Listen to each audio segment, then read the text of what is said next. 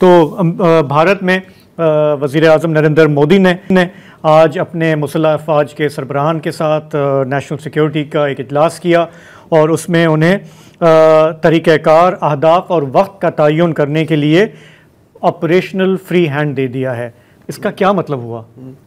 इसका एक मतलब तो ये हुआ, इस इजलास से पहले एक ख़बर ये आई थी कि लाइन ऑफ कंट्रोल पे भारत के 2 जासूस क्वाड कॉप्टर्स जो हैं वो मार गिराए गए, भिम्बर सेक्टर में और सतवाल सेक्टर में।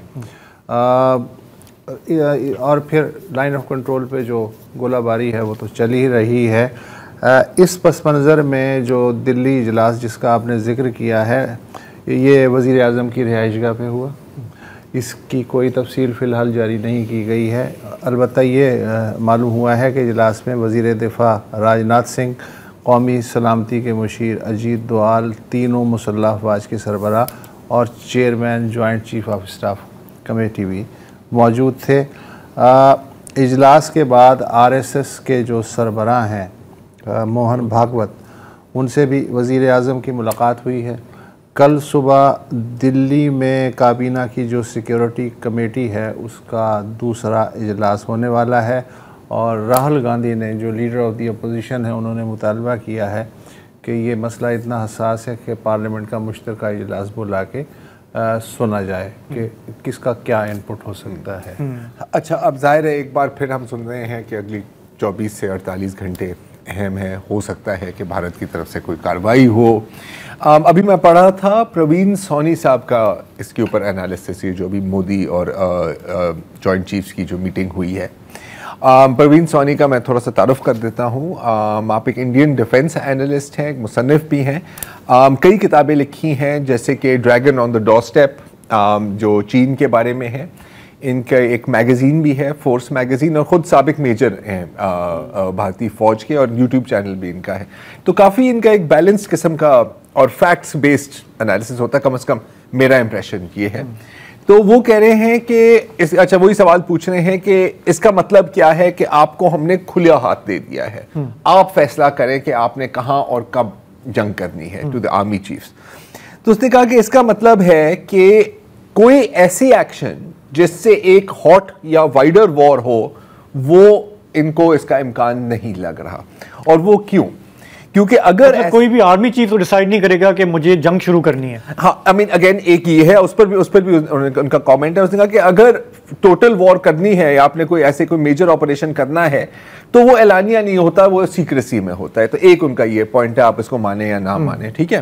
फिर वो 1 बाय 1 किया है कि यार इंडियन एयरफोर्स के लिए इसका क्या मतलब है, क्योंकि अब जो इंडियन एयरफोर्स, नेवी और आर्म्ड फोर्सेस, मतलब इन ग्राउंड फोर्सेस के जो हैं चीफ्स, उनका फैसला है। तो पहले हम आते हैं IAF से। कह रहे हैं कि IAF के पास एज सच कोई टैक्टिकल ऑप्शंस नहीं है, क्योंकि पाकिस्तान एयरफोर्स इस वक्त हाई अलर्ट पर है और हाई अलर्ट पर रहेगी। मतलब कि वो जो कॉरिडोर होता है ना कि यहाँ पर हम स्ट्राइक करें, वार्निंग तो आपको मिल गई है, so you are ready for it. तो फिर आ गई नेवी के बाद। अच्छा, नेवी का भी प्रवीण सोनी का कहना है कि उनके पास भी कोई ठोस टैक्टिकल ऑप्शंस नहीं बचे कि कहाँ से घुस जाए। अब इसमें मैं ऐड कर सकता हूँ वो जो INS विक्रांत एयरक्राफ्ट कैरियर का सिलसिला है ना, आ रहा था और फिर वापस डॉक हो गया। इतलात के मुताबिक उसको रेडार लॉक कर दिया था। उनको पता था कि अगर हम थोड़ा सा भी और नज़दीक जाएंगे तो कई मिसाइल्स आने हैं, और एयरक्राफ्ट कैरियर का डैमेज या सिंक होना एक बहुत बड़ा नुकसान है, बिस्ती हो जाती है, प्रेस्टीज का इशू है। तो बची फिर इंडियन आर्मी, मतलब ग्राउंड फोर्सेस। उनके पास ऑप्शंस हैं, और वो क्या है? आई थिंक ज्यादातर ये लाइन ऑफ कंट्रोल की बात है कि वहां पर आप आर्टिलरी फायर ज्यादा कर सकते हैं, आप कमांडो रेड्स कर सकते हैं, इस तरह की आप कर सकते हैं actions which may not lead to a complete war. क्योंकि हमने माजी में ये देखा है, और इसका ये मतलब नहीं है कि पाकिस्तान और भारत के बीच में जंग चली है। हाँ, एक महाज पर जंग जरूर होगी, और वो है टीवी स्टूडियोज में।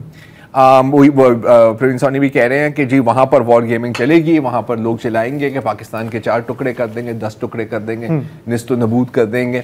लेकिन ये उस वक्त तक चलेगी जब तक इसकी रेटिंग्स आ रही हैं। अच्छा, और ये हमने कल परसों हमने जिक्र किया था कि हमारे यहाँ ये जो टीवी स्टूडियोज़ में बैठ के जो भी फेक न्यूज़, डिसइंफॉर्मेशन, प्रोपेगेंडा हो रहा है, भारत में भी हो रहा है, हमारे यहाँ भी थोड़ा बहुत हो रहा है। अच्छा वो हमें फैक्ट चेक करते हैं, हम उन्हें फैक्ट चेक करते हैं। तो कभी कभी ये अच्छा होता है कि अपने आप को आप खुद ही फैक्ट चेक कर लें, तो वो भी, उसमें भी कोई हर्ज नहीं है। तो आज की मैं एक छोटी सी मिसाल शेयर करना चाह रहा हूँ कि हमारे यहाँ फॉर एग्ज़ाम्पल एक ख़बर चली कि वहाँ पर उनके जो लेफ्टिनेंट जनरल सुचिंद्रा कुमार हैं, जो कि GOC हैं इंडियन आर्मी के नॉर्दर्न कमांड के, उनको कोई अरेस्ट कर लिया गया है, उनको कहीं पे रख दिया गया है क्योंकि सपोजिटली उन्होंने इनकार किया कि पाकिस्तान के ख़िलाफ़ मैं किसी एडवेंचर का हिस्सा नहीं होऊंगा। अच्छा ये ख़बर चली, हमारे यहाँ चली, कई सारे मीडिया पे चली, उसमें कोई हकीकत नहीं है क्योंकि हुआ ये था कि सबको पता है वहाँ पे कि वो रिटायर हो रहे हैं और 1 मई से उनको रिप्लेस किया जा रहा है विद प्रतीक शर्मा से, जो कि इस वक्त डिप्टी चीफ हैं इंडियन आर्मी के, और वो नॉर्दर्न कमांड संभालेंगे। और अगर आगे जो भी होगा हमारी लाइन ऑफ कंट्रोल पे जिसका आपने जिक्र किया, वो इनके ताबे होगा।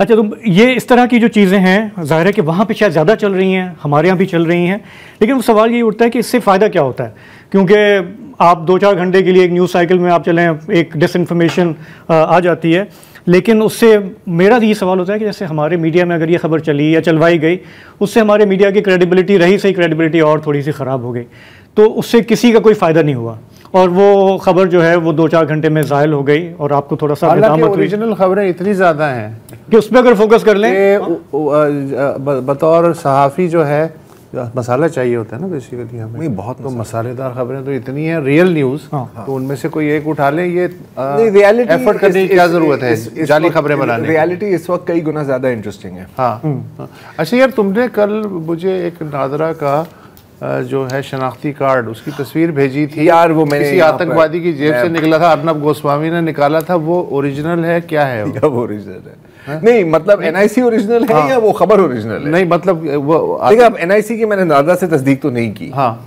लेकिन हाँ बिल्कुल, मैं सॉरी, मुझे अगर याद होता तो मैं वो पिक्चर दे भी देता, स्क्रीनशॉट है। तो जी रिपब्लिक टीवी ने ना, आखिरकार आप बार बार कह रहे होते हो ना प्रूफ नहीं दिया, प्रूफ नहीं दिया, प्रूफ रिपब्लिक टीवी के पास है। आप मतलब पता नहीं क्यों मोदी सरकार से पूछ रहे होते हो। तो उन्होंने एक वो चलाया था कि जी ये एक NIC शनाख्ती कार्ड मिला है, लेकिन आप शुक्र ये करें कि वहां पर उनको शान मसाले के पैकेट नहीं मिले। बाटा के जूते तो चले हर जगह मिल जाते हैं, उसकी मैं बात नहीं करूंगा। सर्विस के चीता स्नीकर नहीं मिले उन्हें, और ना ही कोई उनकी आंखों में जो काजल लगाते हैं ना, और वो जो नमाजी टोपी करते हैं, और जी आदाब। लेकिन आई एम रियली इम्प्रेस्ड कि अगर मैं किसी टेररिस्ट कार्रवाई के लिए जाऊँ, बाकायदा शनाख्ती कार्ड मुझे जेब में होना चाहिए कि कल मर जाऊँ तो मेरी लाश वाश की नहीं, शनाख्ती कार्ड, एक आध चेकबुक भी होनी चाहिए आपके पास। तो कभी कभी ये बहुत ही डफर होते हैं जो इस तरह की कार्रवाइयाँ करते हैं। हमारे यहाँ भी कुछ लोग पकड़े गए हैं, उनकी गुफ्तगू भी सामने आई है, जो यहाँ पे मुबैना दहशतगर्दी करने जा रहे थे, आज उसकी डिटेल्स सामने आई। हमारे यहाँ DG ISPR ने एक प्रेस कॉन्फ्रेंस की, पहले सुन लेते हैं उन्होंने क्या कहा। 7 days have passed since Pahalgam incident, but so far there have been no shred of evidence that has been provided to support the baseless allegations being made against Pakistan. लेकिन आपके सामने अभी हम पेश करेंगे कि किस तरह India has been found to operate a terror network inside Pakistan. जी मुसर साहब, वो सबूत जो है DG साहब ने जो पेश किया, उसकी डिटेल जो है वो कुछ इस तरह आई हैं अखबारात में कि 25 अप्रैल को जेहलुम में के एक बस अड्डे से अब्दुल मजीद नामी एक शख्स को हिरासत में लिया गया। उससे धमाका खेज़ IED, धमाका खेज़ मवाद, 2 मोबाइल फ़ोन और 70,000 रुपये नकद पकड़े गए। जब घर पे छापा मारा गया तो 10 लाख रुपए कैश और एक ड्रोन भी बरामद हुआ है। मुलजिम अब्दुल मजीद को भारतीय फ़ौज के एक सूबेदार हैं सुखविंदर, उनसे हिदायत मिलती थी। फोरेंसिक छानबीन से पता चला कि दहशतगर्दी का बुनियादी हैंडलर कोई मेजर संदीप वर्मा उर्फ समीर है।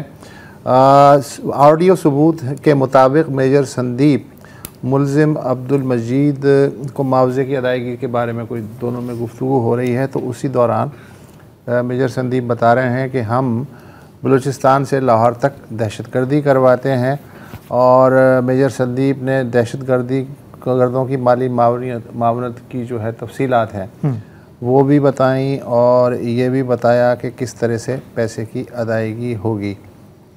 ISPR ने कहा कि ये एक सबूत नहीं है, बहुत सारे जो हमारे पास ठोस सबूत हैं उनमें से हम आपको फ़िलहाल सिर्फ एक के बारे में ये बता रहे हैं।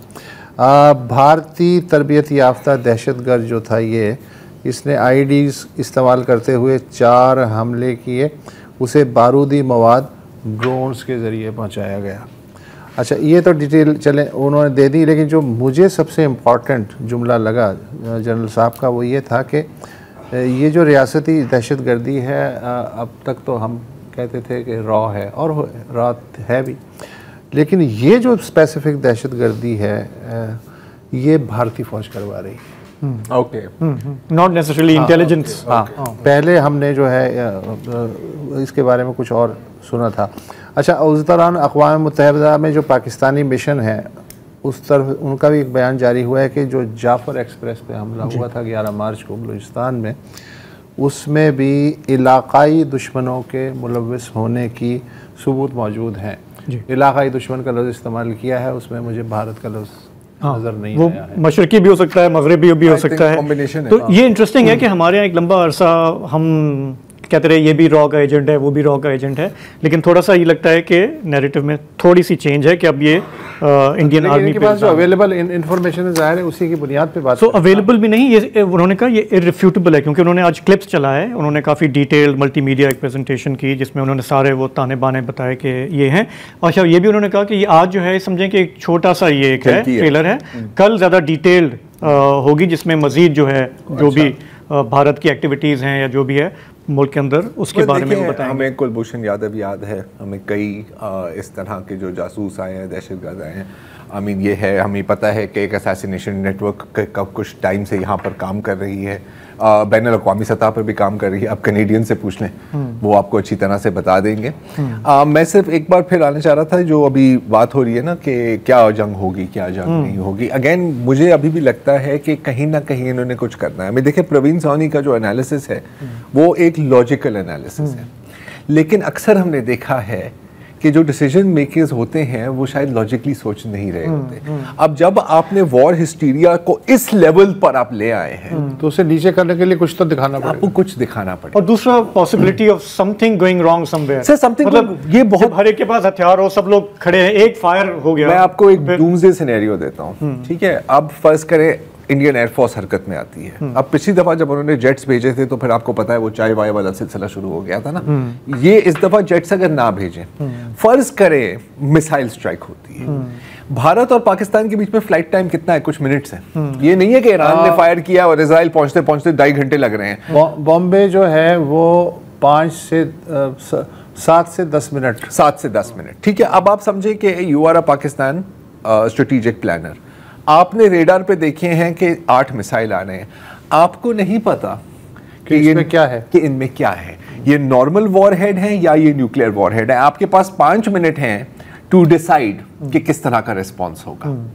So things when things go wrong ना इस तरह, तो वो बहुत डिजास्टर, किसी के हाथ में नहीं वो रहती। फिर किसी वॉर गेम या किसी एनालिसिस तुम्हें याद को होगा नहीं 2-2.5 साल पहले एक मिसाइल जो है वो छोड़ा गया था, शायद क्रूज मिसाइल था, क्या था वो, अपना रास्ता भूल के पता नहीं क्या हुआ था, मुल्तान के करीब आके गिरा था। कुछ लोग कह रहे हैं रास्ता भूला था, कुछ लोग कह रहे हैं कि जानबूझ के फायर की थी आपकी प्रिपेयर्डनेस चेक करने की। होने के लिए कुछ भी हो सकता है। चलें एक ब्रेक लेते हैं। थोड़ा सा आपको याद होगा समझौता एक्सप्रेस का एक वाकया है, उस पर थोड़ी सी बात करते हैं।